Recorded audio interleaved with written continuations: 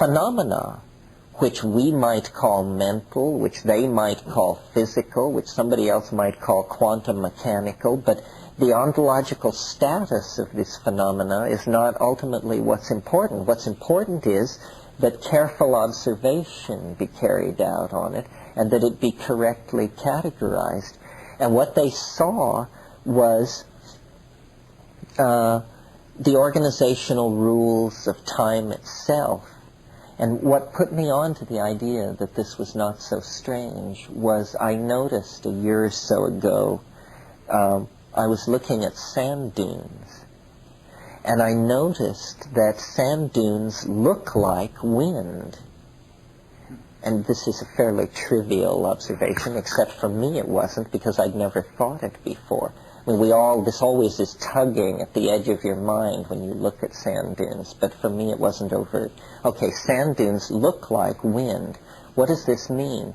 It means that a physical phenomenon, sand dunes, takes its form from its interaction against a wave mechanical phenomenon, to wit, the pressure fluctuation of wind over time. And I said, aha, so sand dune looks like wind because it was made by wind. So then I said, well then, everything in the world bears the signature of the time wave within it, because everything in the world arose within the context of time. So, it's no more odd that we have within ourselves the time wave than that pebbles are round from being rolled in the ocean. It's just a consequence of being in time is to carry the signature of what time is etched upon you, within you. And so these Taoist yogas or proto-Taoist yogins were looking at the organization of mind and seeing the archetype of organization itself, because mind is some kind of fractal energy phenomenon that arises within the larger fractal context of organic nature, which arises within the fractal context of, electromagnetic forces or whatever.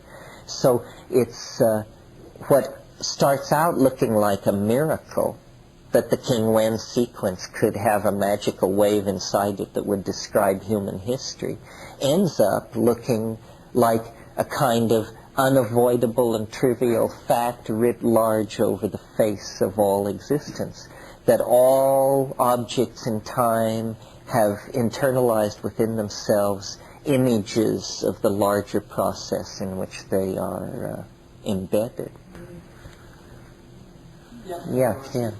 Other than King Wen, right? Yes, there are sequences other than King Wen, and there are systems other than this, and I think it's a growth thing.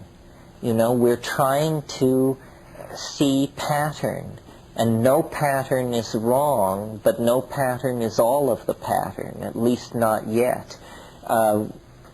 One of the quotes that I'm fond of using vis-a-vis this and the psychedelic experience is something that Alfred North Whitehead said about understanding. He said, understanding is apperception of pattern as such. That's all. As such. So if you look at this room and you look at women and where they're seated, you learn something about the people in this room. There's a pattern to how the women are seated. If, on the other hand, you look at the pattern of people who wear glasses, that's a different pattern. It also tells you something about the room. And there is just pattern upon pattern upon pattern. The people with blue eyes, where the Jews are sitting, where the Irish are sitting, the older people, the younger people. There's no limit to the number of patterns that can be extracted from a situation, and each one somehow gives us more control over the situation. So what this is the pattern to process. We know that there's a pattern to process because we have a very simple model like this in English and in most languages. It's that most of us agree that most things have a beginning, a middle, and an end. And, if we're in the beginning, we look for the middle. If we've passed the middle, we're looking out for the end. This means we have a theory of process. And in a way, when you look at history's fractal mountain, it looks like the single discharge of a nerve. All it is a beginning, a middle, and an end. And process can probably be broken down to that simple a level. But then, of course, as William Blake said, attend the minute particulars. It's all in the details. This is what psychedelics teach, I think, it's all in the details. Getting there is half the fun. The experience of life is in the fabric of it, the actual tactility of the passing moment. Yeah. What does the pattern look like between now and 2012? Between now and 2012, let me see if I'm still together enough to get such a thing together. Is this anything correlated with astrology? Oh yeah, different people have looked at it. Let's see, specify target date. Let's say the first month, the first day of 1995. Let's say of 2000. Okay, and we're over here. We're poised up here. See, we're about to make the big descent. This will give you an idea. This was a good one to look at, because this both gives us the perspective, because it's hellish. Now there's okay, that's January, February, that's the 2nd of March. January, February, that's the 2nd of February, 1992. That's when all of this stuff is maximized. It's a long way in the future. All of 91, see, is down along here. Where we are now, well, there's the projected date when the war goes over the hump. We're down here, 9/29/90. But approaching this extremely low level of, this huge expansion of the power of Islam, and probably not so much good for America and the American banking industry. But then we have to live through all of this stuff, a huge series of fluctuations, well past the turn of the century, before finally we get on the long slide. And, it's fairly spectacular. It's an effort to explain the sense of time speeding up, the sense of the acceleration and into deeper and deeper connectedness. It obviously can't go on for centuries. It has to halt at some time in the past. But what our attention is going to be riveted on for the next little while is this, because this is the deepest level of novelty ever explored to date. There's where we are on the 10th of January. Having come from clear up here as recently as the 25th of November. Where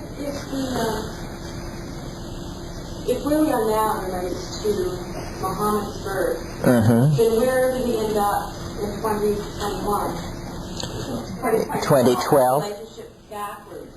Oh, well, then it all comes together, see? I mean, like in late 2011, we cross over into a 384-day period in which all these themes are recondensed again. See, here it shows that what we're progressing through, we still have to go through the medieval period. We'll do that in 96, 97. The discovery of the New World occurs up here in 2005. And then, the Industrial Revolution, 2009, so forth and so on. So it's a very steep compression.